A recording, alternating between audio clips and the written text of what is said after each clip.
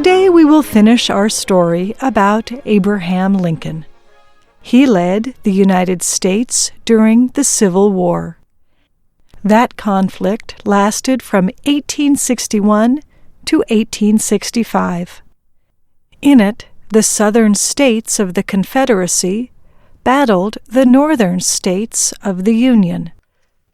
As a wartime president, Lincoln was known for several things.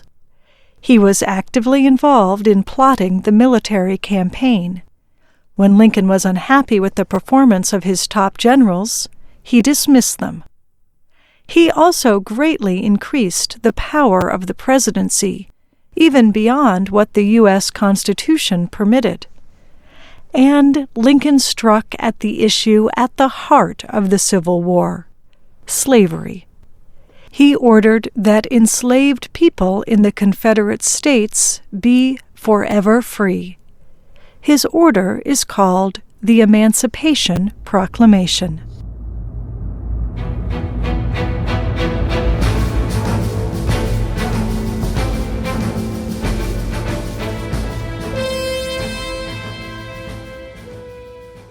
Seven months after the Emancipation Proclamation went into effect, the Confederacy and the Union clashed in the bloodiest battle of the Civil War. The army of Confederate General Robert E. Lee was on the offensive. Lee planned to move the fighting out of the South and invade the North. He won a major victory against Union forces at Chancellorsville, Virginia. Then he pushed across Maryland and into Pennsylvania. A Union army, led by General George Meade, met Lee's troops near a small crossroads town called Gettysburg. In the first days of July 1863, a little more than 2 years after the start of the Civil War, Confederate and Union troops each struggled to claim the territory. Both sides suffered massive casualties, but Lee believed Confederate troops were close to winning and that Meade had spread his soldiers thin. So, on the third day of fighting, he ordered a direct attack on Union forces. Lee's soldiers aimed at the center of the Union line, positioned behind stone walls at the top of a ridge, or raised area.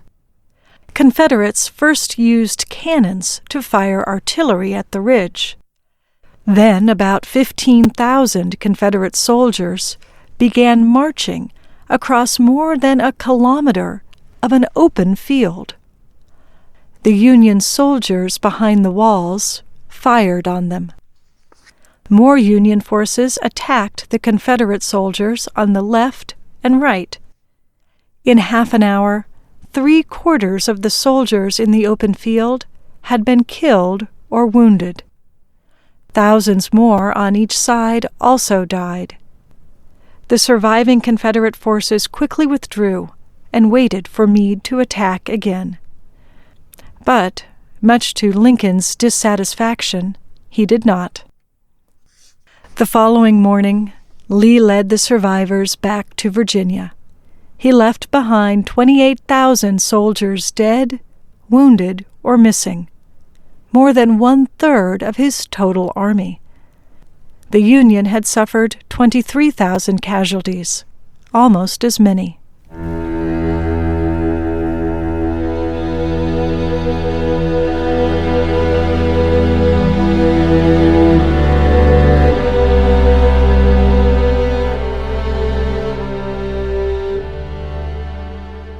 The Battle of Gettysburg is important in American history for several reasons.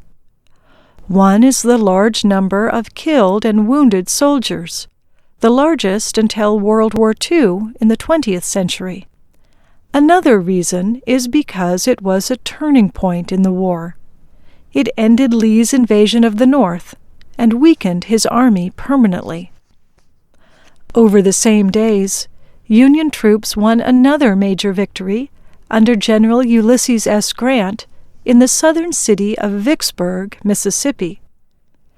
The battles at Vicksburg and Gettysburg began to turn the conflict to the Union's favor. Finally, the Battle of Gettysburg is almost always linked to a speech Lincoln gave there, known as the Gettysburg Address. It is only about 270 words long, but it is one of the most famous speeches in American history.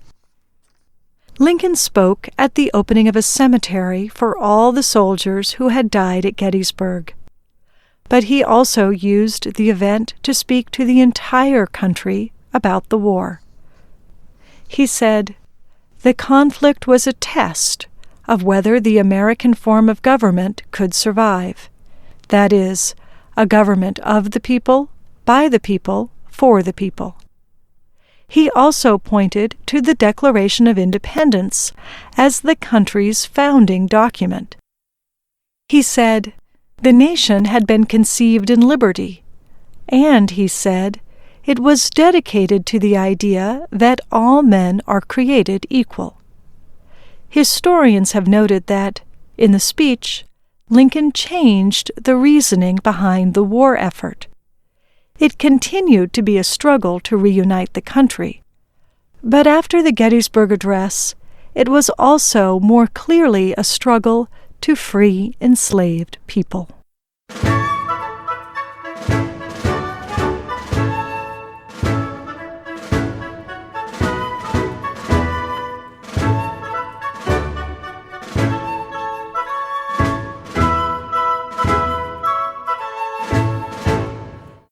In 1864, Lincoln won re-election to a second term as president. His new vice president was Senator Andrew Johnson from the southern state of Tennessee. At the swearing-in ceremony, the president spoke about the need for the North and South to come together again peacefully.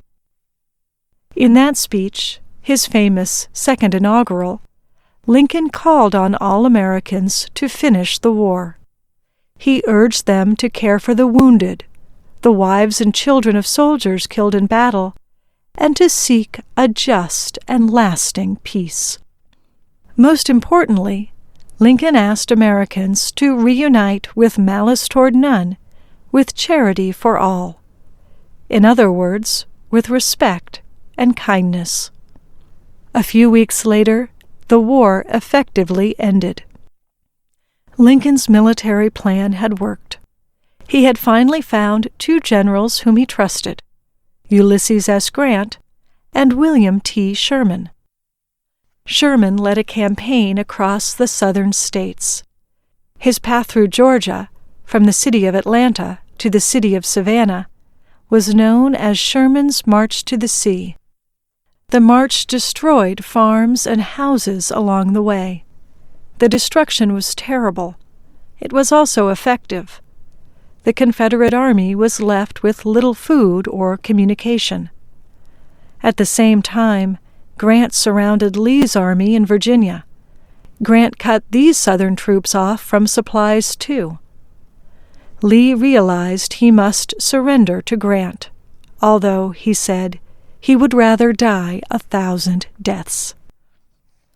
The two men met on April 9, 1865, at a farmhouse in the town of Appomattox Courthouse, Virginia. Lee famously wore his finest military uniform and sword. Grant famously wore his fighting clothes, still marked with mud. Lee and Grant spoke briefly.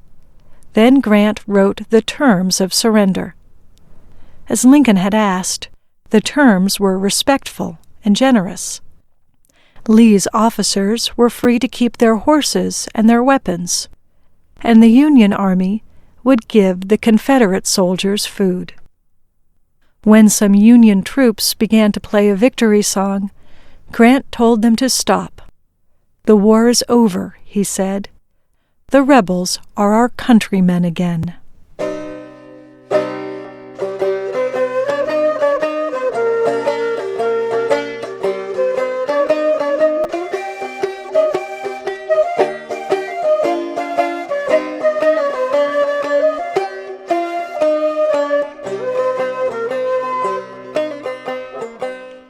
5 days after Lee surrendered, Lincoln and his wife, Mary, went to a theater in Washington, D.C. To put it mildly, the last years had been very difficult for them. While Lincoln was supervising the war effort, both his third and fourth son became sick with typhoid. The younger boy recovered. The older did not. Willie Lincoln died in the White House at age 11. Mary and Abraham Lincoln were crushed. Mary Lincoln blamed herself. She believed God was punishing her. In their own ways, the Lincolns continued to mourn in the years after Willie's death. At one point, Lincoln said he hoped he and Mary could feel happier. He urged them to have some pleasant times together. So, with the war coming to an end, they went to a light-hearted play at Ford's Theater. It was the night of Friday, April 14th, 1865, a day that Christians were marking that year as Good Friday, the anniversary of Jesus' death. The theater was not far from the White House. The Lincolns had seats in a box high above the stage. Toward the end of the performance, a man entered their box and shot Abraham Lincoln in the back of the head. Then the gunman jumped to the stage, breaking his leg as he landed.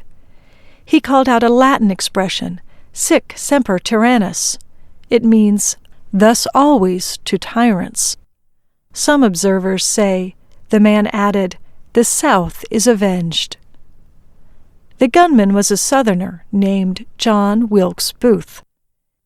He had plotted to kill the president after hearing Lincoln support voting rights for African Americans. Booth briefly escaped, but was later captured and hanged. Lincoln was taken to a nearby boarding house. He seemed lifeless and could hardly breathe. Doctors examined him, but found they could not save him. Lincoln died the following morning. He was 56 years old. The emotions of many Americans changed from joy at the coming end of the Civil War to shock and mourning.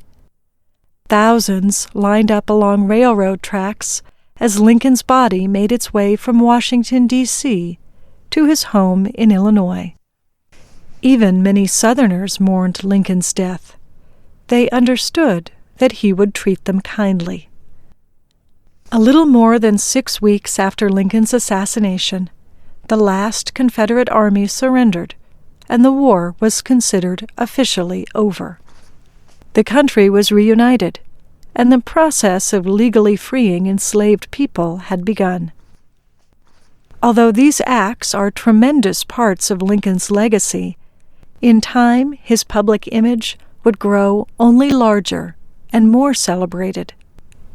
As one witness to Lincoln's death reportedly said, "Now he belongs to the ages."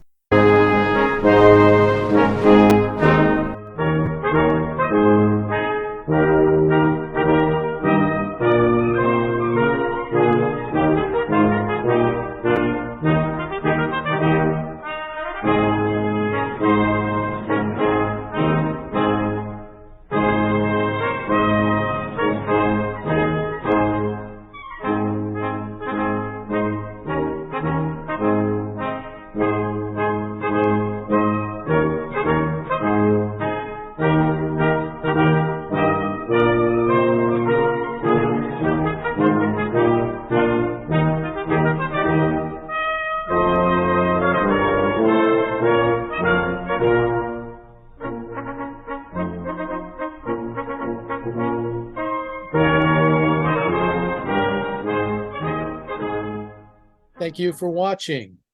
Can you do me a favor? Please leave a comment in the comment section below. That would really help. Thank you, and see you again soon.